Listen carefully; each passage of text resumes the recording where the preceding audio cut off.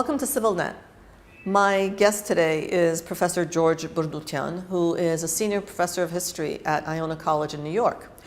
But Professor Burnutian also is an avid collector of classical music, aficionado of film, and has for the last 30 or so years in his academic life done something that no one else has done, and that is that he's dealt with the primary sources in Persian, in Russian, about our region, about Qarabağ, about Armenia, about the Caucasus, and translated annotated versions of them, published them for the academic community. And as such, he is as much a player in the resolution of the Qarabağ situation as the diplomats and others in the international arena.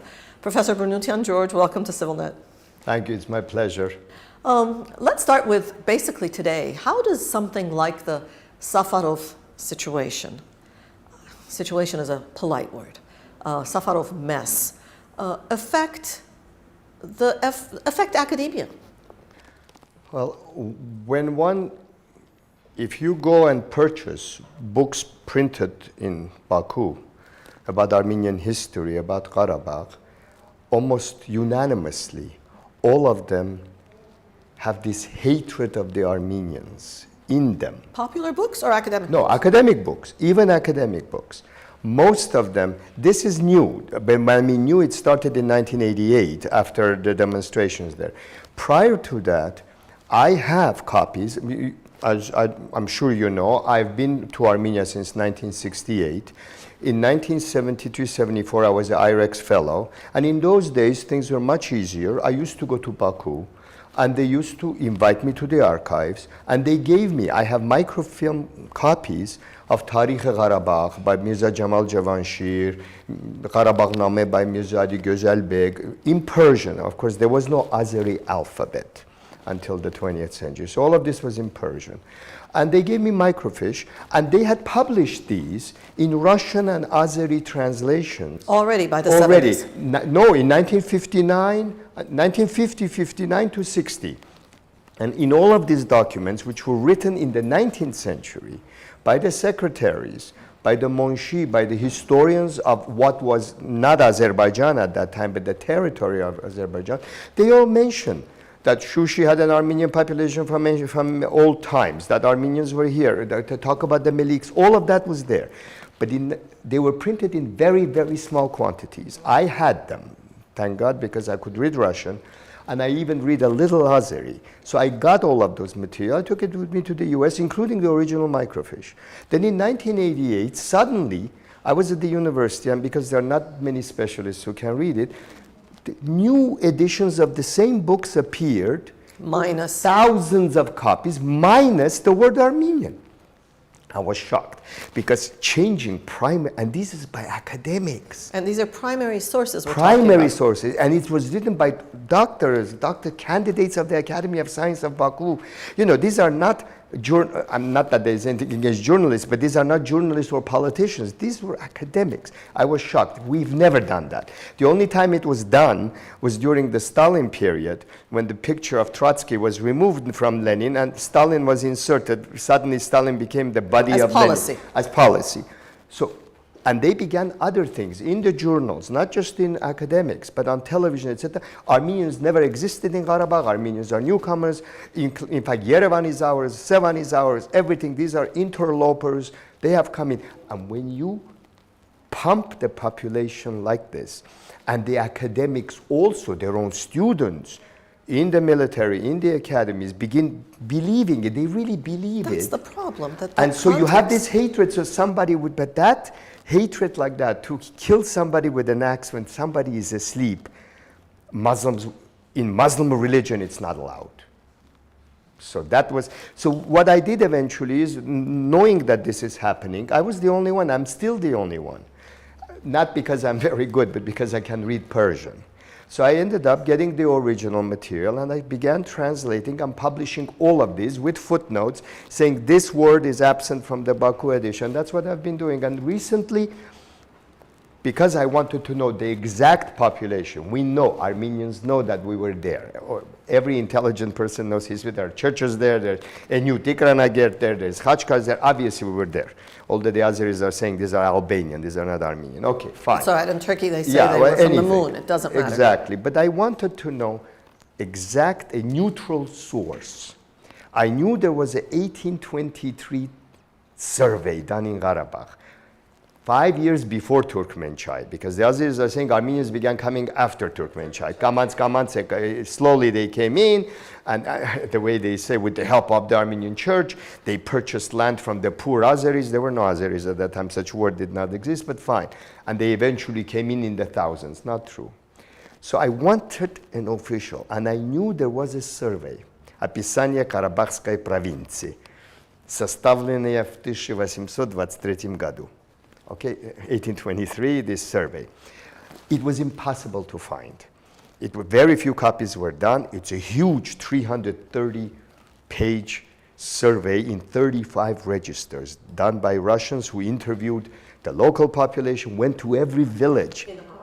Not just Nagorno-Karabakh, but the whole Karabakh province, which included at that time Zangezur, all that area, one by one. Which village was Armenian, which village was Tatar, that was the word, and which area was nomadic.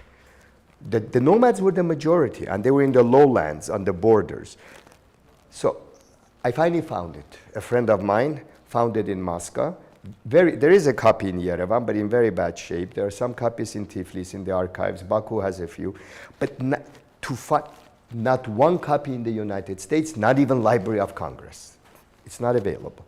I think there are only 10 copies in the world. So I found it, the official, with the stamp of the Moscow archives on it, so there'll be no question that I have manipulated it. And I've translated it, the whole thing. And it's amazing. I didn't even know. The population of the 5 mahals, which today are the Nagorno-Karabakh, Khachen, Varandadi, Zagolistan, Jaraber, 96.7% were Armenian. By the Russian stand, all the villages. There were only 2 Tatar villages at the lower end, so 3.3%. You know, the passion with which you tell all this is so unlike what we are taught to expect of academics. And having watched the Safarov fiasco unfold, it's interesting to see even the dispassionate diplomats, for example, begin to understand what we've said for a long time, that peace, yes, of course we want peace, but do not expect us to willingly submit to an authority that is quite proud of the fact that it perpetrates violence against us. Did so in '88, is doing it today. Yes, and they did it in 1920. Did it? In Shushi, they burned the whole thing. So in that context, what is it you want from us? Now, in the context of academia, this kind of event makes the academic, already complicated discussion, because of the absence of what you describe as the difficult process of acquiring the actual sources, does make this kind of study difficult, more difficult, easier because the walls are down? The walls are down. The problem is, unfortunately, in today's world, the information is moving so fast that the book of this nature will be picked up mainly by academics. Fortunately, this new book, this 1820 survey, immediately, the first printing of 1,000 copies went in 2 months. Every library, Germany, England, etc., they purchased it. We did not send it. Second edition is already right now out, which is available here, and that's almost gone. So we're doing a third printing. So there is interest in this issue, especially because this is a neutral source. It's Russian survey done by Russians and done primarily to find out the taxes. So they were interested to find out what village was paying what taxes, because now the taxes are going to go to Tiflis, to the Russian administration. So there was no favoritism of Armenians, etc. And by the way, not only the Armenians were majority in the Nagorno and in the 3 mahals of Zangezur, but in the entire province, when you add, Armenians paid more taxes. And there were more Armenians, settled Armenians, than Tatars. The rest were nomads, and nomads were Kurds, they were not Tatars, there were all sorts of nationalities, which now they're all Azeris, of course, according to them. But Armenians were the majority of the settled population, and Armenians paid more than 55% of the taxes. They produced the most amount of goods, and all the professions in Shushi, and it's listed by profession and the name of the person. Almost all the professions, except for Kallapazu, Ashpazu, Chemanuminch, there's people who are doing things that have to do with food, because Armenians were considered najes, unclean, so by the Muslims. So food things, Armenians had their own Muslim, but the rest, all the tailors, the carpenters, smiths, blacksmiths, coppersmiths were Armenian. If the Armenians had come so late, how come their villages and all their vineyards, you need 100 years to create major vineyards and major orchards.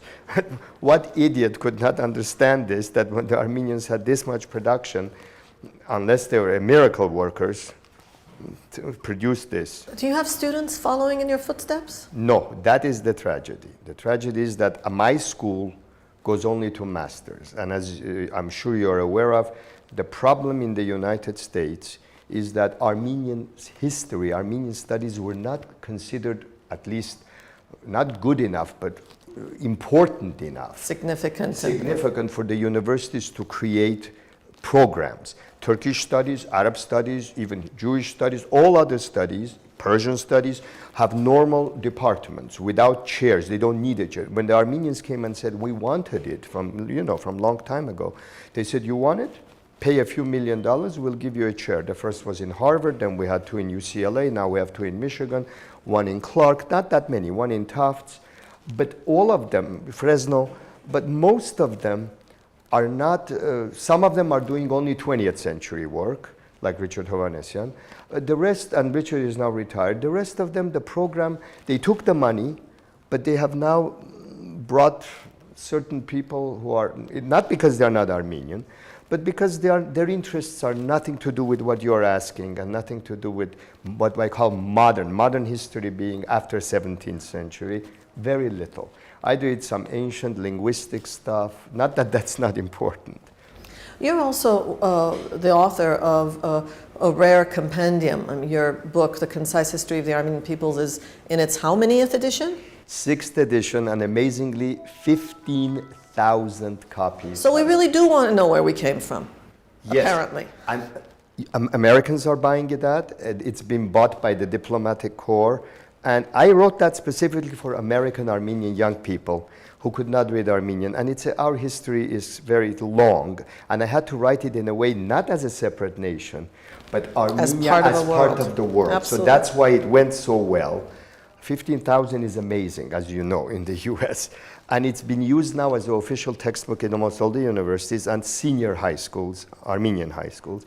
It was translated in Buenos Aires in Spanish. Now it's in its 2nd edition. It was translated in Istanbul last year, featured for the first time at the Istanbul Book Fair.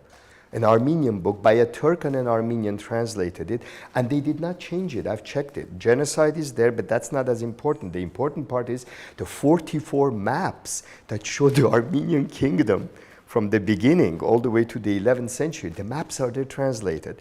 In February, it came out in Cairo in Arabic. Excellent translation. I just signed a contract in Tokyo for a Japanese. And surprise. Yes, surprise. And now, thanks to the AGBU, it was translated by Artsvi Bakhchinyan, and it's been presented today at 5 o'clock, and people will receive free copies. And the rest is going to go to all the bookstores in Yerevan, Armenian translation.